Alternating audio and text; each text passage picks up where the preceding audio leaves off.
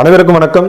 இந்திய விடுதலை சுதந்திர போராட்டம் என்றால் நாம் நினைவுக்கு வருவது ஜாலியன் வாலாபாக் படுகொலை. இந்த ஜாலியன் வாலாபாக் படுகொலை என்பது அந்த போராட்ட குழுவிற்கு துப்பாக்கி சூடு நடத்துவார்கள் என்ற சூழ்நிலைக்கு தள்ளப்படுவார்கள், படுகொலை செய்யப்படுவார்கள் என்று களத்தில் நின்றவர்கள் அல்ல. பிரித்தானிய அரசிடமிருந்து இராணுவ அதிகாரியாக இருக்கக்கூடிய ரெஜினல்ட் டயருக்கு இந்த உத்தரவு வருகிறது.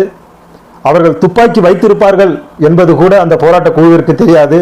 அப்படி படுகொலை நடந்ததுதான் ஜாலியன் வாலாபாக் படுகொலை. ஆனால் தமிழகத்தில் மதுரை மாவட்டத்தில் உசிலம்பட்டி அருகே பெருங்காமநல்லூர் கிராமத்தில் நடந்தது போராட்டம் அல்ல, ஒரு போர். இந்த போர் எதற்காக என்றால் குற்றப்பரம்பரை சட்டம் கிரிமினல் ட்ரைப்ஸ் ஆக்ட் கீழ் கொண்டு வரப்பட்டதுதான் இந்த கைரேகை சட்டம். இந்த கைரேகை சட்டத்தில் கையெழுத்திட வேண்டியவர்கள் இந்தியா முழுவதும் 213 சாதிகள், அதில் தமிழகத்தில் மட்டும் 81 சாதிகள். இதில் அதிக எண்ணிக்கை கொண்டவர்கள் கல்லர் சமுதாயம் 60,000 பேர்.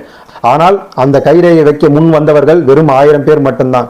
மீதி உள்ள தமிழர்கள் நாங்கள் கல்லர் சமுதாயத்தை சேர்ந்தவர்கள், விவசாயம் செய்து பிழைப்பவர்கள், நாங்கள் ஒன்றும் திருடர்கள் கிடையாது, காட்டு மிராண்டிகள் கிடையாது என்று அந்த கைரேகை சட்டத்தை எதிர்த்து போராடினார்கள். 1920ஆம் ஆண்டு மார்ச் 2ஆம் தேதி தமிழகத்தைச் சேர்ந்த இந்த 81 சாதியில் பிறந்தவர்களும் குற்றப்பரம்பரையை சேர்ந்தவர்கள் தான். இப்படிப்பட்ட சட்டத்தில் கீழ் நாங்கள் வாழ மாட்டோம் என்று போராடியவர்கள் தான் பெருங்காமநல்லூர் கிராம மக்கள். பிரித்தானிய அரசு நீதிபதியால் 1920ஆம் ஆண்டு மார்ச் 2ஆம் தேதி இந்த சட்டம் கொண்டு வரப்பட்டது. ஆனால் இந்த பெருங்காமநல்லூர் கிராம மக்கள் இந்த சட்டத்திற்கீழ் நாங்கள் எக்காலத்திலும் வரமாட்டோம் என்று ஏப்ரல் 2ஆம் தேதி வரை உச்சகட்ட பேச்சுவார்த்தை நடத்தினார்கள். பேச்சுவார்த்தை முடியாவிட்டால் நாம் போராடி செத்தாலும் சாவோமே தவிர நாங்கள் இந்த கைரேகை சட்டத்தில் கை வைக்க மாட்டோம், நாங்கள் போராடி சாகவும் தயார், ஆனால் இந்த கைரேகை சட்டத்தை நாங்கள் ஒருபோதும் ஏற்க மாட்டோம் என்று களத்தில் நின்றார்கள். அந்த போராட்டம் ஏப்ரல் 3ஆம் தேதி முடிவுக்கு வந்தது. போராட்டத்தில் காவலர்கள் துப்பாக்கி நாம் இரையாகத்தான் போகிறோம், சாகத்தான் போகிறோம் என்று முன்னின்ற தளபதிகள் தான் மாயாண்டி தேவர், குள்ளன் பெரிய கருப்பன், விருமாண்டி தேவர், சிவன்காளையன் தேவர், பெரியாண்டி தேவர், முத்து தேவர், முத்து கருப்பன், உடையான் தேவர், சின்னமாயத்தேவர், பெரிய கருப்பு தேவர், வீரான தேவர், முத்தையா தேவர், வீரத்தேவர், நெத்திலி மாயத்தேவர், முனியாண்டி தேவர், மேலும் ஒரு மாயாண்டி தேவர்.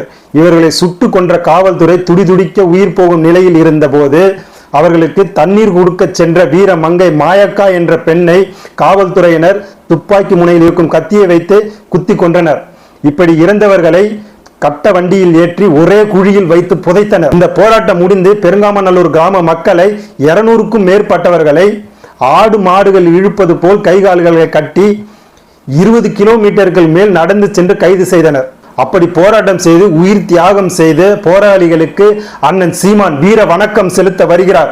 ஏப்ரல் 3, 2025 மதுரை மாவட்டம் உசிலம்பட்டி அருகே பெருங்காமநல்லூர் நினைவிடத்தில் இப்படி போராடிய நம் முன்னோர்கள் அனைவருக்கும் வீர வணக்கம் செலுத்த நாம் அனைவரும் பங்கேற்போம்.